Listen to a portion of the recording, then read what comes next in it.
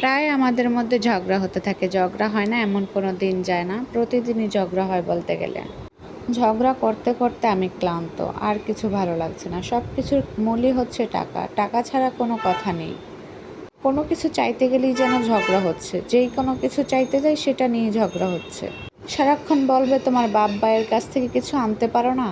সারাক্ষণ আমার দিকে তাকিয়ে থাকো, দেখো না আমার ইনকাম নেই, আমার কাছে টাকা পয়সা নেই। তাদের কাছ থেকেও তো কিছু চাইতে পারো, সারাক্ষণ কেন আমার কাছে চাও? আমি তোমাকে আর চালাতে পারবো না, আমি নিজেই চলতে পারি না, তুমি চাইলে চলে যেতে পারো, আর ভালো লাগছে না এই সংসার জীবন।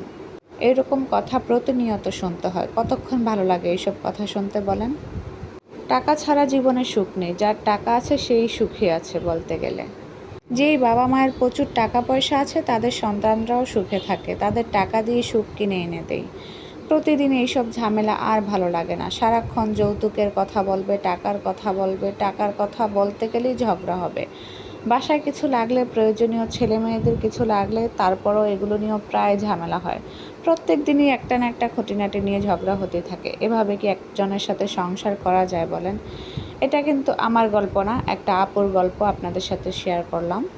অনেকে আছে পুরো ভিডিওটা না দেখে বলে, আপু আপনি এখনও শ্বশুরবাড়িতে যাননি, আপনি এত কষ্টে থাকেন। আসলে গল্পগুলো কিন্তু আমার না, অন্য একজন থেকে নেওয়া।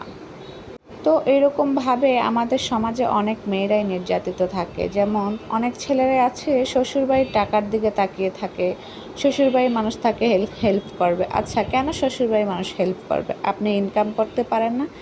একটা পুরুষ চাইলেই অনেক রকমভাবে ইনকাম করতে পারে। অন্যের উপর কেন নির্ভরশীল হবেন আপনি? যৌতুক কেন চাইবেন? এই টাকা পয়সার জন্য অনেক ফ্যামিলিতে অনেক সমস্যা হয়। যেমন অনেক ডিভোর্স হয়ে যায়, সম্পর্ক টিকে থাকে না, শুধু একটাই কারণ, টাকা। অনেক মেয়েদের সংসার টিকিয়ে রাখে বাবা মারা টাকার জোর দেখিয়ে।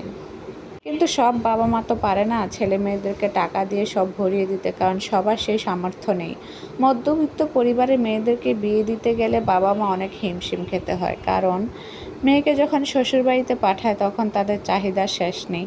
তারপর জামাইকে খুশি রাখার জন্য তো সারাক্ষণ এটা সেটা দেওয়াই লাগে।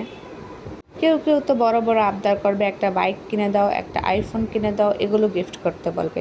আচ্ছা, মধ্যবিত্ত ফ্যামিলির থেকে কি এগুলো দেওয়া সম্ভব? অনেকেরই অদ্ভুত কিছু চাহিদা, এগুলো দেখলেই আমার গা শিরশিরিয়ে ওঠে। এগুলা কী ধরনের বাবা? এই ধরনের লোভীদের কাছে কখনোই মেয়েদেরকে বিয়ে দিবেন না। এই জন্য বিয়ে দিতে গেলে যাচাই বাছাই করে দিতে হয়। কোনো লোভী ছেলের কাছে কখনোই কোনো মেয়েকে বিয়ে দিবেন না। তো ভিডিওটা ভালো লাগলে সবাই লাইক কমেন্ট করে পাশে থাকবেন। আবার আমার গল্প ভেবে কেউ এটা ভেবে রাখবেন না যে এটা আমার গল্প, এটা অন্য একটা আপুর গল্প আপনাদের সাথে শেয়ার করলাম। অনেকে আছে পুরো ভিডিওটা দেখে না, একটা কমেন্ট করে বসে থাকে, বাজে একটা কমেন্ট করে। এই ভুল ধারণা আপনারা কখনোই নেবেন না। কিছু কিছু গল্প শেয়ার করতে আপনাদের সাথে অনেক ভালো লাগে। তো ভিডিওটা ভালো লাগলে সবাই লাইক কমেন্ট শেয়ার দিয়ে পেজে ফলো দিয়ে পাশে থাকবেন।